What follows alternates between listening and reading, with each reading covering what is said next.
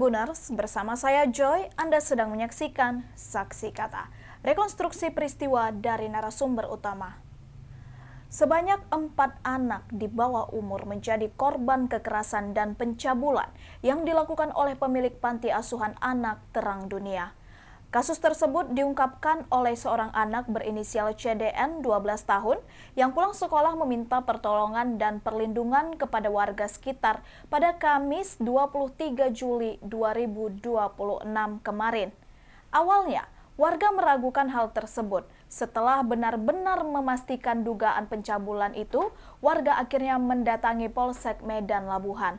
Berikut kronologi lengkapnya. Hasil wawancara Tribun Medan dengan Kepala Dusun 4 Desa Helvetia Deli Serdang, Risman Rizaldi. Ini orang tuamu juga. Namamu siapa, Nak? Rumahmu di mana? Saya di Petema. PT Mama nih. Di Petema Anams Kapas. Mama orang tua masih ada? Masih Udah lama di panti Pak Jai ini ada tinggal? Berapa tahun? 3 tahun. 3 tahun. Umur adik berapa sekarang, Nak? 15. 12 tahun. Dia bilangnya 37 tahun dia di panti. Oke. Jadi begini, ini kan mau kita ambil keterangan satu-satu.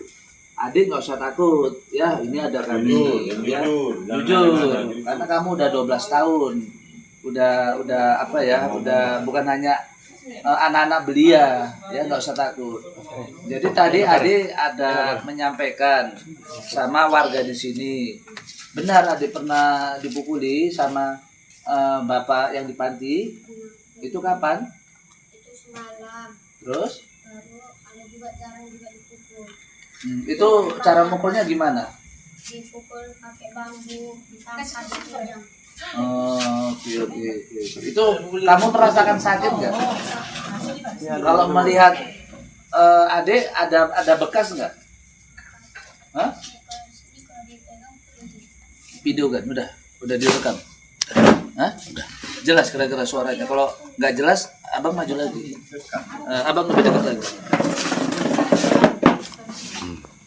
Udah. Jadi kamu sudah umur dari anak-anak beranjak ke remaja ya. Kamu punya Tuhan kan? Nah, jadi benarkah waktu kamu menyampaikan sama warga di sini yang kamu pernah diperkosa itu memang benar? Benar. Bukan hanya aku aja, cewek-ceweknya juga semua. Bahasa diperkosa itu dimanain? Macam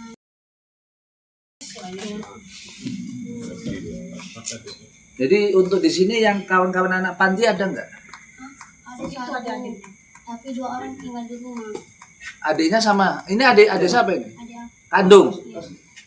iya. Cewek. Mana dia tadi? Itu tidur. Mana? Tidur ya. Tahu ada tidur.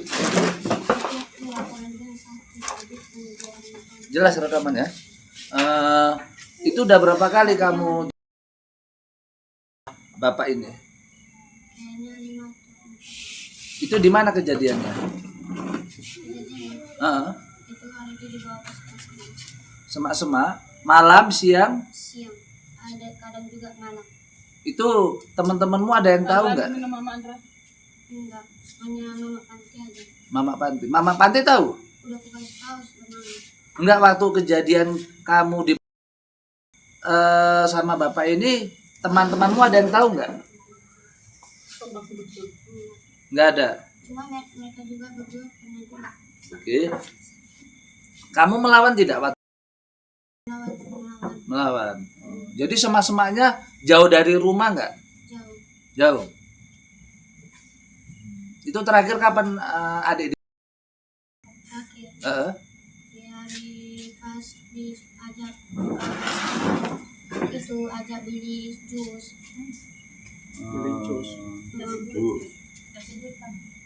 Udah. Ya ini kita mendengarkan bersama ya Bapak Ibu ya. Nggak usah takut, nggak usah malu-malu. Itu bahasa kamu tadi, iya kan? Itu memang apa? Memang kamu Iya, dibukain celana aku bilang nggak mau. dia menemukan bilangnya aku mau kalau nggak dia cium aku tahan kepalanya nggak mau. Oke. Jadi ini maaf ya Bapak Ibu ya, karena kita harus benar-benar terang benderang ini menerima penerangan dari apa ya, dari ya kita katakan korban ya. Sampai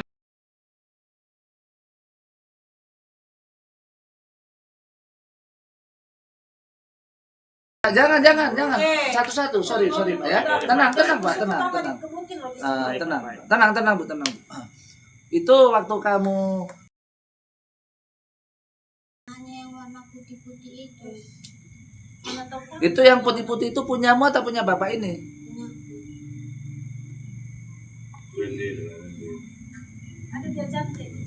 Enggak sampai luka kan? Enggak, itu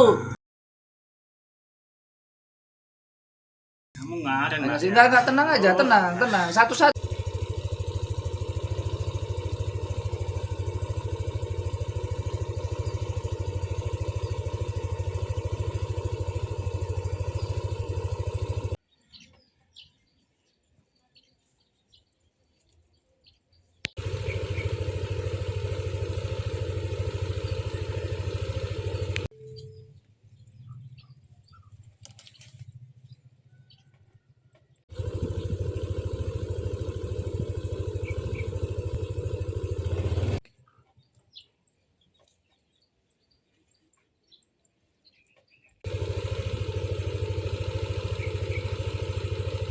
Oh, permasalahan kronologisnya.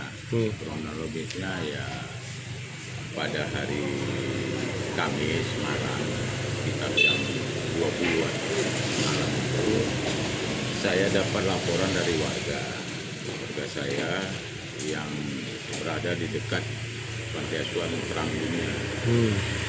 Anak Terang Dunia, Panti Asuhan Anak Terang Dunia, bahwasannya ada permasalahan tentang anak panti, yang mana salah satunya yang bernama, kalau nggak salah saya, Citra itu ya, Citra yang berumur 12 tahun. Beliau dari pulang sekolah takut pulang lagi ke panti, minta perlindungan ke rumah warga. Warga saya yang bernama Firman Tiawan. Sampai larut malam, sekitar jam 20 lewat lah nih, sebelum jam 20-an lah, sore mau maghrib itu, minta perlindungan ke warga Citra ini. Jadi ditanya, Pak, warga saya kan tahu ini anak panti, ditelepon lah yang punya panti, ini ada anak didikmu nih, satu orang kok ke rumah saya, nanti nggak enak, kau jemput lah. Dijemput lah sama pelaku, ya kan? Dijemput sama pelaku ini, pengurus panti, ke rumah warga yang tempat anak ini berlindung. Namun demikian anak ini kekeh tidak mau kembali lagi. Ada apa ini? Pertama ditanya-tanya, katanya dia takut dipukul karena waktu malam Kamis, Rabu malam Kamis ada pemukulan katanya. Dipukul sama pelaku ini. Jadi beliau takut. Dengan seiringnya rame warga mendatangi, kenapa anak ini takut pulang? Ada apa ini? Tadinya kan kita curiga karena takut dipukul, takut dimarahi. Karena waktu malam Kamis itu udah ada pemukulan gara-gara terlambat masak. Terlambat masak katanya, tugasnya masak. Dengan saya dengan waktu kami koordinasi, tiba-tiba anak ini mengungkapkan bahwasan beliau bukan dipukul aja. Saya takut sekitar 4 kali atau 5 kali. Kata, jadi agak ricu lah ini kami waktu saya mediasi di rumah warga. Dan pelaku ini agak berkeras lah, kau jangan fitnah, kayak gini-gini. Jadi kami koordinasi sama warga supaya mana kebenarannya ini. yang mana yang benar, ucapan anak ini apa ucapan si pelaku. Jadi sama-sama saya sama warga berembuk, kami mengambil langkah ke Polsek Labuan, rencana kami Polsek Lama ke Polsek Labuan itu pada malam hari itu juga bersama warga dan pelaku ingin membuktikan siapa yang benar ini, apa pelaku apa korban kan gitu. Sama-sama kami bareng berangkat.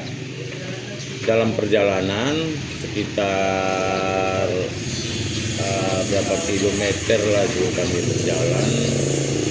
Intinya kalau nggak salah saya di daerah Pasar 10 atau Tanah 600. Tiba-tiba kan hujan pada malam Jumat itu malam Jumat hujan deras. Jadi kami sama-sama berteduh mencari nih. Saya bersama korban dan warga sama pelaku juga ada tuh sama-sama. Mungkin pelaku dengan dari jalan di rumah warga sampai mau menuju polsek kurasa berpikir beliau ini kalau ke polsek mungkin terbukti nih ya kan, karena ada bukan satu aja korbannya, karena pengakuan dari Citra ini yang ungkap ini cukup berani beliau nih, memang harus itulah ditunjukkan juga kan, kalau enggak kan berlarut. Ada tiga lagi korban, bukan saya aja, ada 3 korban lagi. Jadi kami di pas perjalanan pelaku ini alibinya pura-pura buang air kecil.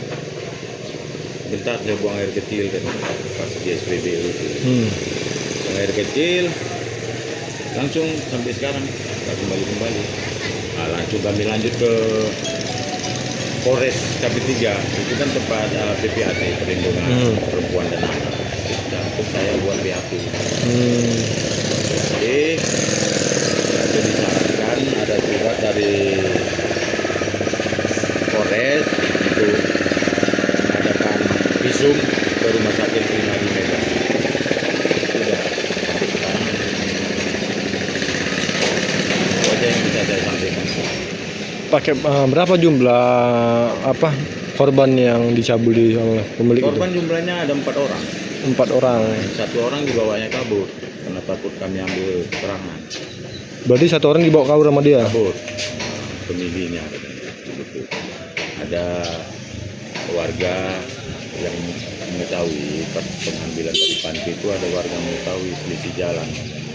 Karena ini yang dibawa kabur agak parah, informasi dari si Citra ini. Korban itu. Sering kali yang umur kalau nggak salah kelas 5 SD. Kelas 5 SD berapa umurnya kira-kira? 6 tahun 9. 10 lah itu ya. 9 ke 10 itu kata yang sering kali dia Oh, dicabulin. cabulinya Pak ya. Si Citra ini kan umur 12 tahun, badannya, bodinya agak kecil. Ini yang umur 10 tahun, yang kelas 5 agak besar. Pak Kep ini umurnya dari umur berapa Pak Kep yang jadi korban Pak Kep? Yang dari korban dari umur 9, 10, 12 lah. 12, berarti ada 2 orang yang 12 tahun. 12 tahun umurnya. Tahun ada 2. Oh, Ini 10 tahun ada 9 gitu. Pak Kep ini sebelumnya pernah nggak terkejadian ke pencabulan itu Pak Kep? Di tempat saya ini baru kali ini. Baru kali ini ya. Kali ini. Pak Kep, itu memang benar pemilik itu merupakan dia pemilik panti asuhan itu? Benar pemilik. Suami istrinya ada nggak sih itu Pak Kep? Istrinya, informasi warga sebulan yang lalu udah kabur karena nggak tahan. Ada KDRT.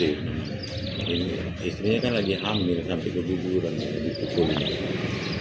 Jadi dikasih KDRT, istrinya kabur. Berarti pemilik ini suka melakukan KDRT ya? Iya, kan kurasa gini ya, terancam sampai takut. Kabur aja. Tapi pemilik istrinya itu udah balik lagi Pak Kep? Informasi dari warga balik lagi katanya, karena suami nggak ada, balik lagi ke itu kan panti sekalian rumah. Ke panti rumah. Kalau boleh tahu berapa anak yang tinggal di situ Pak Kep? 11 orang termasuk 4 orang itu? 11 orang, 10 sudah ditampung ke PRS, rumah penampungan sementara itu. Informasi di Pantai Labu. oleh dinas sosial perlindungan anak Oh, Kabupaten kabupaten, dari provinsi pun udah turun ke TKP pada Jumat ini. Berarti panti tersebut dalam keadaan kosong Pak Kira? Sekarang masih nggak kosong, istilahnya untuk anak-anak udah nggak ada, tinggal istrinya aja. Istrinya mungkin daripada kosong balik lagi. Pak Kip, itu memang panti asuhannya mempunyai surat izin atau gimana Pak Kip? Kalau surat izin dari yang terkait nggak ada. Kalau dari desa dia hanya domisili aja. Dahnya lebih sini. Ada surat pembangunan itu panti asuhan atau gimana? Enggak, kalau surat izin bangunan nggak ada lah, karena itu kan lahannya masih. Oh ya maksudnya surat izin untuk membangun panti asuhan itu nggak ada Pak Kip? Nah, kalau itu saya kurang tahu. Mantap ya. Itu kalau boleh tahu berapa lama tuh bang udah berdiri panti asuhan Pak Kip? Kalau panti asuhan dia sekitar dari 2022 kalau nggak salah. 2022. 3 tahun atau 4 tahun ini. Karena di sini pun banyak panti, ada 6 Ada yang panti asuhan. panti yang istilahnya yang masih bermasalah untuk kita ketahui pada hari ini kan panti asuhan dia, yang namanya panti asuhan anak terang dunia. Anak terang dunia. Kalau Elim Sejahtera apa tuh namanya nggak terdaftar semua itu. Oh berarti cuma dia nggak terdaftar. Dia istilahnya belum tahu saya terdaftar apa enggaknya. Karena ini kan lahan garapan. Kadang-kadang orang ini kan dari untuk buat domisili itu kan dari surat dari notaris atau Menkumham dia. Dasar orang itu. Berarti saat ini korban udah buat laporan atau belum? Korbannya udah buat laporan atau belum? Udah, buat laporan itu saya, karena anak panti ini nggak ada orang tuanya ya kan. Saya lah selaku kepala dusun sebagai orang tua beliau, jadi saya yang membuat LP. Berapa LP Pak Eko? Hah? Berapa LP? LP-nya 3. 3. Anak satu kan dibuat LP 3. Jadi sekarang 3 lah. 3. Isunya kan 3. Memang benar dari pengakuan anak memang dia Memang benar. memang benar Pak. Kalau kita logikanya saya ya kalau dia memang nggak bersalah ngapain cabut. Kita lah yang berpikir jernih lah, yang orang waras ya kan. Iya betul. Kalau dia nggak bersalah kan pada malam itu kan dia nggak cabut. Betul. Oke, Pak jadi nggak tahu warga sekitar sini dia pelaku itu kabur kemana Pak? Untuk saat ini belum ada informasi. Belum ada informasi ya. Pencarian lah oleh pihak kepolisian. Pihak kepolisian sampai sekarang terus hubungan sama saya, tanya informasi, tetap diburu. Oke. Berarti dari unit apa pemerintah sendiri sudah turun ke lapangan Pak ya? Udah. Dari pihak kepala dusun, kepala desa, pihak yang terkait lah untuk perlindungan anak ini udah turun ke TKP pada hari Jumat. Hari Jumat ya. Langsung lah turun. Itu malam Jumat ada informasi gini, hari Jumatnya langsung turun ke TKP. Untuk menangani lah anak-anak yang ditinggalkan ini ya, termasuk anak kategori anak telantar lah sekarang. Jadi tampung. Pak Kep, ini untuk pelaku sendiri usianya masih muda atau gimana Pak Kep? Pelaku ini ya sekitar 30-an lah. 30-an. 30-an ya. Bunda punya anak satu atau gimana? Informasinya ada anak. Berapa anak Pak Kep? Satu. Informasi yang saya tahu kan. Tapi dalam Kemarin itu kan ada hamil, informasi dari warga kan keguguran. Tadi RT itu kan kabur gitu. Oh, berarti satu anaknya ya? Ya informasi masih satu lah. Oke. Dan nama pelaku siapa Pak Kep? Apa sih? Nama pelaku. Nama pelakunya kalau apa FJ itu dia. FJ. Inisialnya FJ. FJ ya. Umur 30 tahun ya. Sekitar gitulah. 30-an. Kata. Oke. Udah memang udah lama tinggal sini ya. Terima kasih sudah menyaksikan tayangan Saksi Kata. Ikuti terus peristiwa terkini di media sosial Tribun Medan.